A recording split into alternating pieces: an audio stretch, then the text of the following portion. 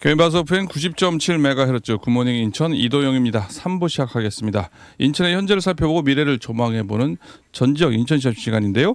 오늘은 인천시의 국민의힘 김용희 의원, 더불어민주당 조성환 의원과 함께합니다. 두 분 의원님 안녕하세요. 안녕하세요. 안녕하세요. 예. 오늘 두 분 의원님과 함께 지난주 정치권 이슈에 대해서 일단 짚고 지역구 현안에 대해서 좀 살펴보도록 하겠습니다. 먼저 지난주 24일 헌법재판소가 한덕수 국무총리의 탄핵을 기각을 했습니다. 이 같은 헌재 결정 어떻게 보셨는지 예상하셨는지 김용희 의원님 어떻습니까? 저는 아주 완벽하게 예상했다. 완벽하게 이렇게 예상을 했습니까? 기각될 거라고? 네네네. 예. 지금 보시면 아시겠지만 2022년 5월 윤석열 정부 출범 이후로 야당은 총 29명의 공직자에 대한 탄핵 소추안을 발의를 했습니다. 예. 네, 이 가운데 13건이 국회에서 통과가 됐고, 예, 헌정일에 어떻게 보면 그 헌재에 접수된 16개 탄핵 소추안 중에서 13건이 현 정부 주요 인사를 대상으로 이뤄진 게 제가 볼 때는 제 예. 기억으로는 처음이고요. 예.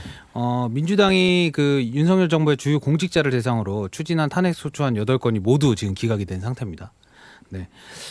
야권의 29번의 탄핵 시도 가운데 그 파면에 이를 정도로 중대한 헌법이나 법률 위반의 법안 공직자가 혹시 있었는지 제가 좀 여쭤보고 싶고요. 네. 예. 총리나 감사원장이나 행안부 장관이나 국방부 장관, 방통위원장 다 탄핵 소추를 했습니다.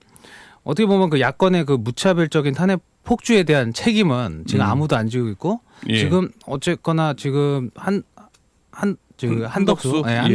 국무총리 탄핵도 모두들 기각될 거라는 좀 의견들이 많았거든요. 예. 네. 그래서 지금 보면 저희는 당연히 이번에도 기각이 될 거라고 생각을 했었고, 예. 그 전에도 이제 중앙 검사분들도 많이 탄핵이 됐었죠. 체제 감사원장이라든지 검사 3명에 대한 서울중앙지검장 비롯한 그분들도 어차피 다 기각이 됐었기 때문에 예. 저희는 이제 한덕수 총리 같은 경우도 무조건 기각이 될 거라고 생각을 했었고, 예. 이번에 또 마은혁 재판관 임명을 안 하면 또 전원을 또 탄핵하겠다고 이제 또 예. 윽박을 지르고 계신데, 예. 저는 이 혼란을 초래하는 거는 오롯이 국민분들이 피해를 본다고 생각하거든요. 예. 네, 지금 국민의원들이 하나도 없이 지금 예. 만약에 국정이 운영된다고 하면 그거는 당연히 이제 국민들이 모두 피해를 보기 때문에 실질적으로 이거는 국민의 심판을 받을 수 있는 날이 분명히 온다라는 거 저는 확신이 듭니다. 예. 그러니까 한덕수 국무총리의 탄핵은 민주당의 탄핵 남발로 인한 당연한 기각 결정이다. 그리고 네네. 충분히 예상했다. 그죠? 네네. 너무 심한 거 아니냐 민주당. 그죠? 네네. 그런 얘기인 거죠? 네, 맞습니다. 조성환 의원님. 이게 지금 완전히 그 중에서도 그래도 인용 결정이 한 명 헌법재판관이 있었고요. 기각 결정 5명 우리에서 최종 기각이 됐는데요. 이번 헌법재판소에서 한덕수 총리의 탄핵 결정 어떻게 보십니까? 우리 한덕수 총리의 탄핵 소추 적법 요건이 이제 몇 가지 이제 판단할 수가 있는데요. 예. 권한대행 탄핵 소추 의결 종족수 이제 151명하고 200명에서는 이제 그 전에 이제 진행됐던 것인데 151석으로 이제 판결이 났고, 그렇죠. 예.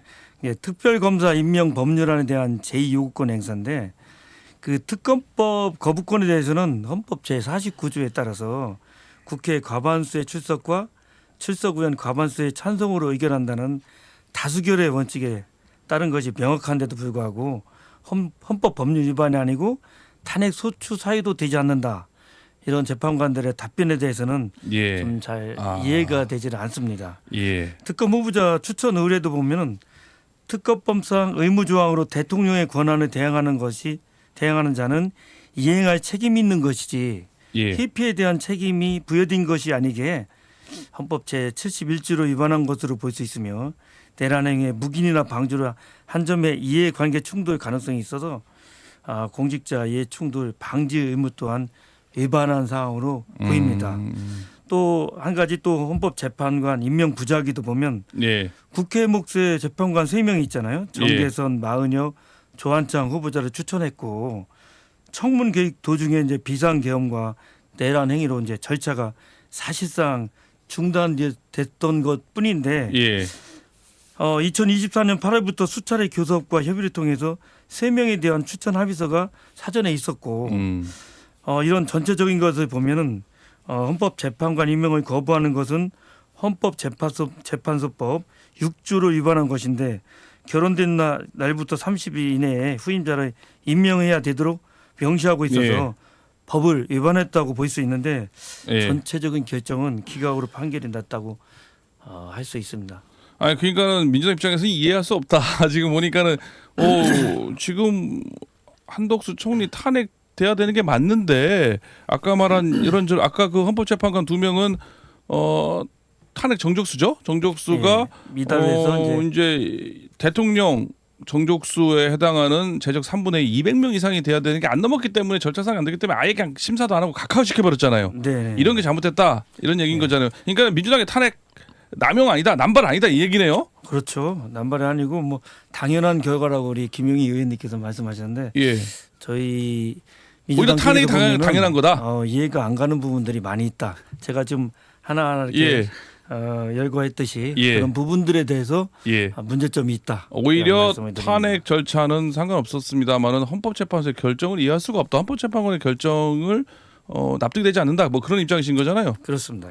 김용현님. 네. 지금 보시면 지금 예. 이제 그 현재 결정했을 때 이제 기각이 5분이었고, 예. 그렇죠? 인용이 1분, 그리고 예. 각각 2분이었습니다.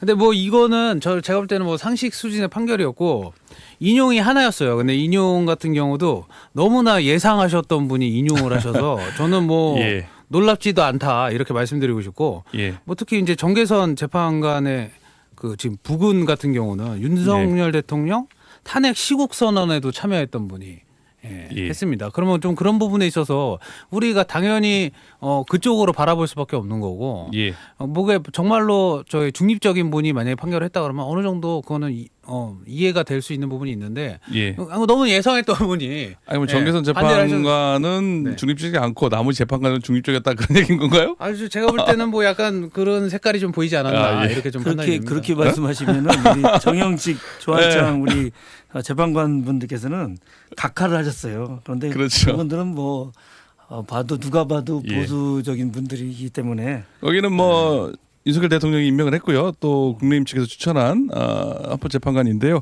그 헌법재판소 결정 얘기는 여기까지 하시죠. 그거는 얘기하면 끝이 없을 것 같아가지고요. 그죠? 여기까지 하고요. 또 하나가 지난 26일 이재명 더불어민주당 대표의 공직선거법 사건 2심에서 전부 무죄가 나왔습니다. 1심에서는 고 김문기 씨를 알지 못했다는 부분만 무죄였는데요. 골프를 치지 않았다. 그리고 국토부의 협박이었다. 그죠? 이런 내용들이 유죄에서 다 무죄 취지로 전부 무죄 판결 나왔는데요. 요것 다시 한번 김용현님, 요 전부 무죄 판결 예상하셨습니까? 어떻게 보셨습니까? 평가를 하시자면요. 이것도 어떻게 보면 좀 어느 정도 이렇게 완벽하게 이렇게 무죄가 나올 줄 몰랐는데 어느 정도 좀 예상해서 감형되는 부분은 예상을 했었다. 이렇게 보고요. 그런데 이렇게 전부 무죄가 나올 거라는 미처 예상하지 못했어요. 전혀 예상 못했고, 근데 저는 좀 이런 생각이 들어요. 왜냐하면 정말로 이런 지금 이재명 대표가 지금 혐의를 받고 있는 이런 범죄들이 만약에 일반인이었으면 일반인이었으면 과연 그분들한테도 무죄가 나왔을까라는 좀 의문점이 들고, 어떻게 보면 만인 앞에서 평등해야 될 법의 기준이 좀 한 사람에게만 좀 관대한 게 아닌가라는 좀 생각이 굉장히 많이 드는 판결이었다고 저는 그런 아무래도 앞으로 잠룡이면서 지금 야당의 대표기 때문에 아무래도 법이 공정성을 좀 잃었다 이렇게 평가하시는 거예요? 네, 그렇죠. 어떻게 보면 좀 제가 볼 때는 좀 정치적인 게 들어간 판결이 아니었냐라는 생각도 많이 듭니다. 반면에 조성환님은 바로 옆 동네 국회의원이신 얘기하시기가 조금 불편하실 수도 있을지 모르겠습니다만 어떻게 이번에 그래도 무죄 판결 나왔으니까요. 이번 판결 어떻게 보십니까? 저는 이제 김용희 의원님께서 좀 전에 말씀하셨듯이 확실하게 무죄로 이제 예상을 했었습니다. 이 쟁점이 있더라고요. 두 가지 쟁점인데 1심 유죄했던 두 가지 쟁점 사항인데 김문기 처장 이제 관련 발언인데 그 미국 출장 중에 이제 골프를 쳤잖아요. 그런데 10분이 이제 어떤 장소에서 이제 사진을 찍고 골프를 쳤는데 이 사진을 네 명이 친 것 같이 이렇게 어떻게 보면 사진에 조작이 들어간 거죠. 예. 그거 자체가 증거로도 이제 삼을 수도 없는 거고 예. 당연히 그거는 조작이 들어갔기 때문에 이건 무죄가 확실하다. 예. 두 번째로 이제 백현동 국토교통부가 직무유기로 문제 삼겠다고 협박해서 어쩔 수 없이 응한 것이라고 말했던 국도 이제 백현동 지역 땅인데요. 용도 변경 관련된 예. 얘기요. 예. 이번 재판부 내용을 보면은 실제로 교통부가 성남시장 자치단체에게 용도 변경을 위한 공문을 3차례나 예. 보냈습니다. 이게 이제 국가균형발전법인데 이 박근혜 대통령 때 이제 법이 이제 제정이 된 건데 이 의무 이행을 촉구한 사실이고 그거에 따라서 용도 변경했기 때문에 예. 이거는 성남시장의 이제 그 굳이 이제 법으로 이렇게 따진다면은 과장이지 허위로 보기는 어렵다. 그래서 사진과 공문이라는 증거가 있었기 때문에 무죄라는 결과는 예. 당연한 것이 아닌가 이렇게 생각을 합니다. 예, 그러니까 지금 두 분 말씀, 아까 특히 조성환 의원님 말씀은 뭐 2심 재판부 얘기 그대로네요. 사진 조작됐다. 그리고 허위 사실 공표에 해당하지 않는다라는 얘기를 해주셨는데요. 오늘 국민의힘 김용희 의원, 더불어민주당 조성환 의원 두 분의 의원님과 정치 현안에 대해서 이야기하고 있는데요. 시간이 지금 벌써 다 돼가지고요. 여기까지 마무리하고요. 4부에서 간단하게 앞으로의 평가 그리고 방향에 대해서 얘기 듣고 지역 현안 이야기 나눠보겠습니다.